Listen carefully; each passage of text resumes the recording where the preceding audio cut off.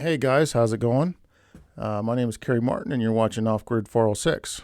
I just wanted to go over some of the pros and cons of living off grid, and chiefly, of course, when you think of off grid, you think of solar panels and wind generators, and that sort of stuff, and living out in the sticks, and things being a little bit more primitive than you would have them living in town, and all that is true.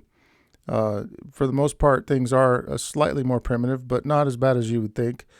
Our power supply is pretty stable. In fact, oftentimes you hear about power going down in town, and we certainly still have power. But there is the drawback to that is sometimes we lose our power here when everybody else still has their power.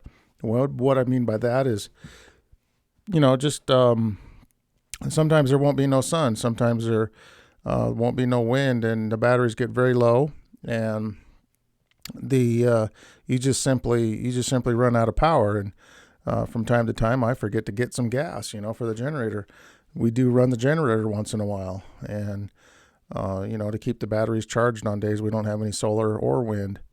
And so, but it's constantly improving. We're constantly working on improving our system, getting more batteries, getting more solar, we just put a wind generator up. We're working on getting another one put up here pretty soon. And so it's just, it's an ongoing process that you have to continually work at. And so one big pro, I would say, of living off grid is the fact that you don't have a power bill. All right. And so, my sons, they all live in town and they all pay power bills, and they pay upwards of $300 a month during the wintertime to power their home. And so that adds up significantly. And over a course of a year, maybe it's not $300 a month during the summer as well. Maybe those are just 6 months out of the year, but that adds up to about $1,800. And then maybe your summer bill's an additional $1,000, so you're talking $2,800 a year just in power costs.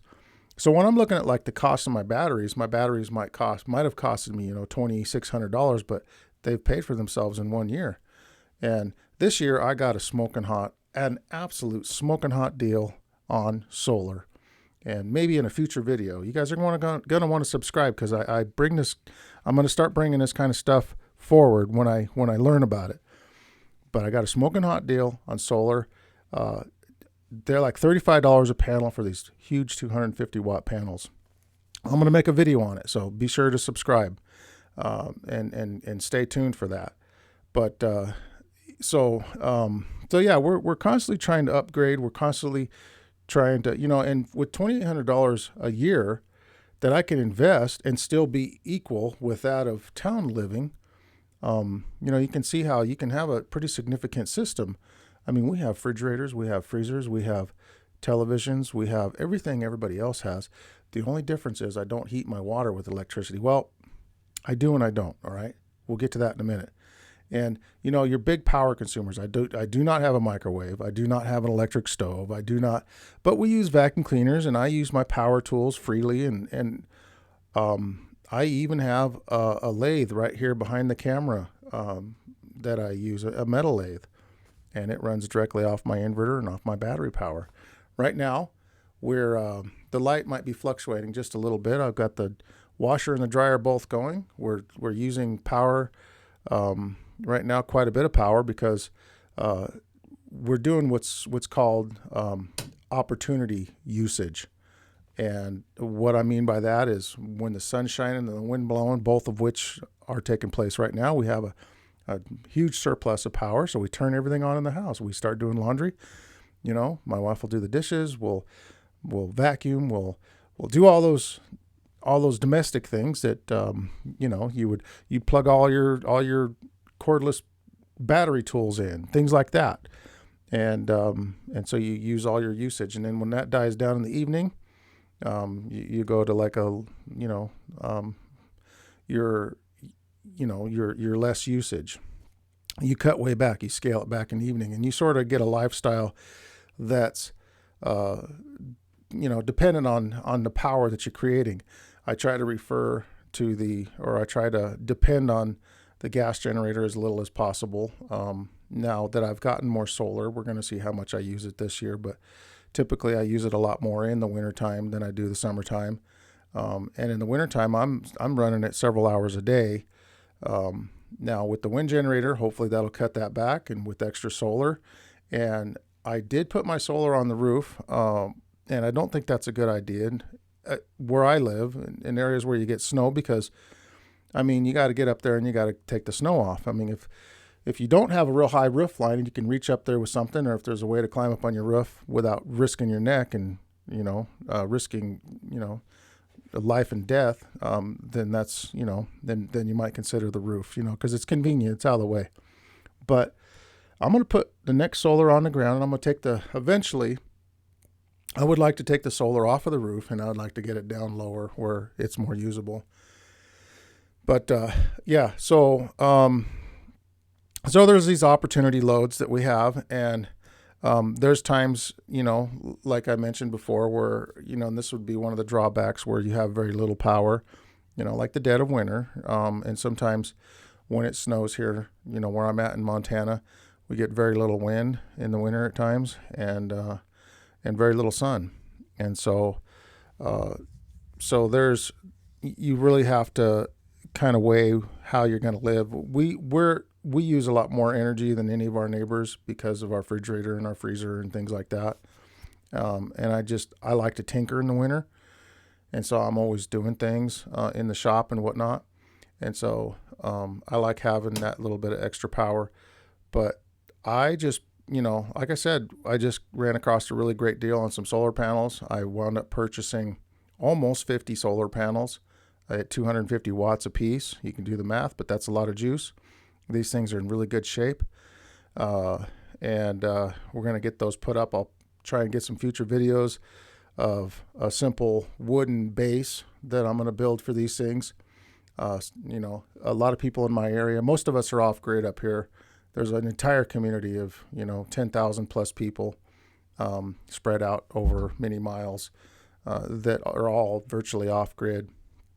And I see all kinds of different solar mounts, from very fancy to just downright ghetto. Some of the fancier ones, you have the ones that track the sun, and the ghetto ones, they're just literally putting them on the side of a hill, and they just lay them on the ground. And so it's just dependent upon people's skill set and their willingness, But I think they at least should be up off the ground, and there should be something to support them firmly, tilted at a certain angle. And remember, in the wintertime, the sun's going to be a lot lower than in the winter. Yeah, I said it right. In the wintertime, the sun's going to be a lot lower than it is in the summer, and so if your solar panels are fixed, you kind of want to find that sweet spot in between the two. I would almost say lean it towards the winter sun a little bit more, because you have less of it, and just err on the side of getting more power during the winter than you would the summer. Now, as far as the water heater, I do have a dump load controller that I use. There's several different ways of handling the excess power, and one of them is to dump all the excess energy, and I do that by a dump load controller, and then I have some water heater elements that I've actually replaced in an electric water heater. And anybody can do this. And if you have enough solar, you can virtually heat all of your hot water by doing this. The only drawback is once the hot water heater reaches its limit and it's hot. Like, let's say you go on a trip for a week or two, and you don't shut your solar down, you just keep it running, and your hot water gets hot, and you don't want it to start boiling and hit the pop-off valve. So you need a separate way of dumping it. And so these are the kind of things you have to sort of anticipate while you're setting up your system. Maybe one, and that's another video. I'll go through and kind of show you how I've done some, done things with my dump load and my auxiliary dump load. And that's a built-in redundancy that everybody should have anyways. It's never a bad idea in case one system goes down. you always have your backup system, at least 3 redundancies, because you can literally burn your house down if you don't get this right. I mean, it's just like anything else. We've gotten accustomed to AC power and high voltage. And so you're still dealing with high voltage with the off-grid system, but you have the DC end of things as well that you have to control. And so there takes some planning and some thought into that as well. I started at 0 when I started doing this in California. We built a straw bale house and all that kind of fun stuff. Maybe I'll put let me see which side of the cards. Anyways, I'll put something up there in the cards. And we built a straw bale house, and we had a wind generator and solar and everything that we ran off of. And I was essentially trying to learn it all from scratch. And I did a lot of YouTubing and trying to figure out what was what. And there's a tremendous amount of information on there. I would go to sites like otherpower.com. They had all this. And I wound up building several wind generators. And a really big one that was 20 foot. I have 0 pictures of it. I put it all on Facebook at the time, and I've since erased my Facebook account. But a 20-foot prop. It was a pretty big machine.